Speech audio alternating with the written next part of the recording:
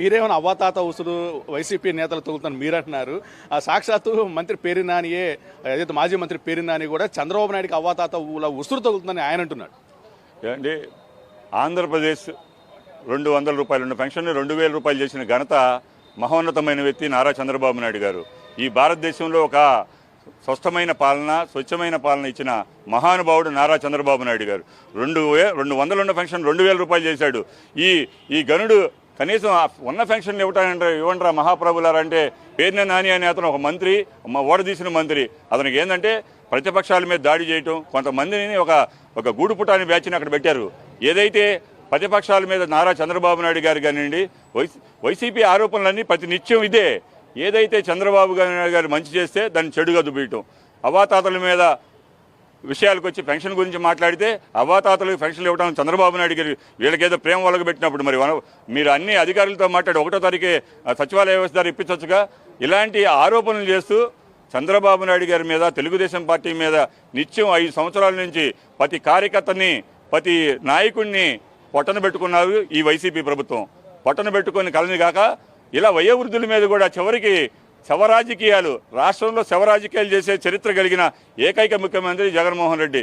ఇలాంటి నీచ సంస్కృతి, ఇలాంటి ఆనవాయితీ రాష్ట్రంలో 5 సంవత్సరాలు దాటిపోయింది. మిమ్మల్ని తరిమి కొడతానికి సిద్ధంగా ఉన్నారు. వృద్ధులు కానివ్వండి, యువకులు కానివ్వండి, ముప్పేట దాడి చేయడానికి సిద్ధంగా ఉన్నారు. కబద్దార్ పేర్ని నాని గారు, మీరు అవాకులు చవాకులు ఊరినే ఏదో ఒక మీ కార్యాలయంలో కూర్చొని నారా చంద్రబాబు నాయుడు గారితో మీ ప్రెస్ మీట్లు పెట్టి మాత్రం ప్రజలేమో నమ్మరు. ప్రజలు గ్రహిస్తున్నారు. మిమ్మల్ని తరిమి కొడతానికి సిద్ధంగా ఉన్నారని చెప్పి తెలియజేస్తున్నాం. సార్, పెన్షన్ల పంపిణీ అంశం కానివ్వండి, ఎన్నికల విధులు కూడా వాలంటీర్లు దూరంగా ఉంచాలని ఎలక్షన్ కమిషన్ ఎప్పటికో కూడా ఆదేశాలను జారీ చేసింది. ఈ క్రమంలో పటిష్టమైనటువంటి ప్రభుత్వ యంత్రాంగం కూడా ఉన్నటువంటి రాష్ట్రంలో ఆ యంత్రాంగం ద్వారా 1వ తేదీనే టెన్షన్గా పెన్షన్లు అందించేటటువంటి అవకాశాలు కూడా ఉన్న నేపథ్యంలో ఎందుకు అలసత్వం చేశారు, ఎందుకు ఆలస్యమైందంటే ఏం చెప్తారండి?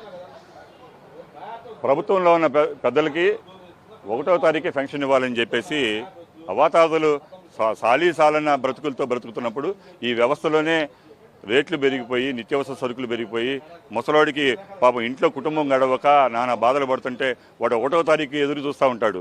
కనీస బాధ్యత ఒక సామాన్య పౌరుడికి అందాల్సిన పెన్షన్ అధికారులు చేయాలి. సచివాలయ వ్యవస్థ ఉంది.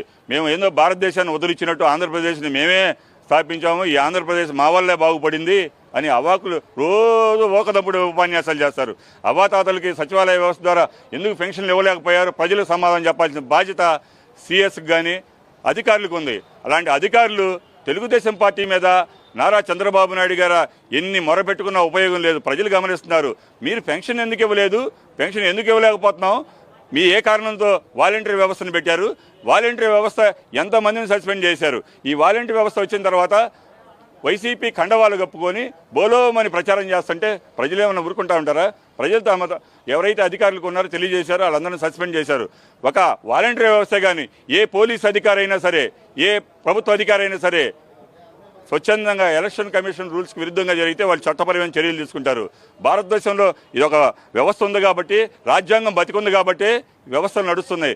రాజ్యాంగం బతికపోతే రాజారెడ్డి రాజ్యాంగం వస్తే ఈ రాష్ట్రం సర్వనాశనం అయిపోయేది. రాజారెడ్డి రాజ్యాంగం ఈ రాష్ట్రంలో ఇప్పుడు దాకా అమలైపోయింది. ఇప్పుడు మొన్న 1వ తారీఖు నుంచి రాజ్యాంగం లేదు. భారత రాజ్యాంగంలో అంబేద్కర్ రాజ్యాంగం ద్వారా నడిస్తేనే వ్యవస్థ బాగుపడుతుంది. పెన్షన్ విధానం కానివ్వండి, వయోవృద్ధులకి ఏదైనా వికలాంగులకు కానీ వాళ్ళ కడుపు మంట తీర్చలేని బాధ ఈ ప్రభుత్వం చేసిన తీరు చాలా దుర్మార్గమైన. అధికారులు కూడా గుర్తుపెట్టుకోండి, వికలాంగుల్ని, వయోవృద్ధుల్ని పాపం వాళ్ళ కంటి తడి పెడితే మీ ఏ ప్రభుత్వానికి కానీ ఏ అధికారికి కానీ సుఖం కలగదు. మీరు ఒక టెన్షన్గా 1వ తారీఖు జీతం తీసుకోవాలి, కనీస బాధ్యత వ్యవహరించాలి. ప్రభుత్వంలో ఉన్న పెద్దలారా, మీరు 30 ప్రజల ధనంతో మీరు పాలన చేస్తున్నప్పుడు ప్రజలకి సమాధానంగా ఉండాలి. కానీ ఒక వ్యవస్థకో ఒక వ్యక్తికో జవాబుదారీతనంగా ఉండకూడదు. కబద్దార్ మీరు. ఎందుకంటే పోలీసు వ్యవస్థ చిన్నాభిన్నం అయిపోయింది రాష్ట్రంలో. పోలీసు అధికారులు ప్రజా రాజధాని కూల్చిన కాడి నుంచి, తెలుగుదేశం పార్టీ కార్యకర్త కాడి నుంచి ప్రతి ఒక్కరిని పొట్టన పెట్టుకొని రాష్ట్రంలో 5 సంవత్సరాలు మీరు అల్లకల్లోలా చేశారు. కానీ ఈ రాష్ట్రంలో ప్రజలు గమనించారు. మిమ్మల్ని తరిమి కొడతానికి సిద్ధంగా ఉన్నారు. వాలంటరీ వ్యవస్థ మేము ఎక్కడ తప్పుపట్టలా. మా అధికారంలోకి వచ్చినా కూడా వాలంటరీ వ్యవస్థను ఇంకా మెరుగైన విధానంగా చేస్తామని చెప్పే మా నాయకుడు నారా చంద్రబాబు నాయుడు గారు మీలాంటి తొగ్గులకు పాలనగా ఈ రాష్ట్రాన్ని సర్వనాశనం చేస్తామని చెప్పేసి ఎక్కడ చెప్పలా. గమనించండి, వాలంటరీ వ్యవస్థలో ఉన్న తప్పుల్ని ఎత్తి చూపటం ప్రతి ఒక్క పౌరుడి బాధ్యత. ఆ బాధ్యత నెరవేర్చాల్సిన అధికారులు నిమ్మకు నీరెత్తినట్టున్నప్పుడు ప్రతి పౌరుడు ప్రశ్నించినప్పుడు ఎన్నికల సంఘం కానివ్వండి చర్యలు తీసుకుంది. చర్యలు తీసుకోకుండా మీరు చేయాల్సిన బాధ్యత ఏంది? సచివాలయ వ్యవస్థ ద్వారా టెన్షన్గా 1వ తారీఖు పేదవాడికి అందించేటట్టయితే ఇలాంటి విధానాలు ఉండేవి కాదు కదా. నారా చంద్రబాబు నాయుడు గారు మహోన్నతమైనది ఆంధ్రప్రదేశ్లో ఇట్లాంటి వస్తుందని చెప్పేసి ముందు చూపుగా హెచ్చరిస్తే దాన్ని భూతద్దంలో చూపించి నారా చంద్రబాబు నాయుడు గారు పెన్షన్లు రానిట్లేదు, నారా చంద్రబాబు నాయుడు గారు ఆపేస్తున్నారు, వీళ్ళు శవరాజకీయాలు. అంతకుముందు 5 సంవత్సరాల క్రితమేమో బాబాయిని గొడ్డలతో పోటుతో, ఒకసారేమో కత్తి కోడి కత్తి అనేక డ్రామాలు, ఇప్పుడు అవ్వాతాతల మీద ఒక డ్రామాలు. ఒక డ్రామాకు తెరపడే విధంగా ప్రజలు సిద్ధంగా ఉన్నారు, ప్రజలు గమనిస్తున్నారు.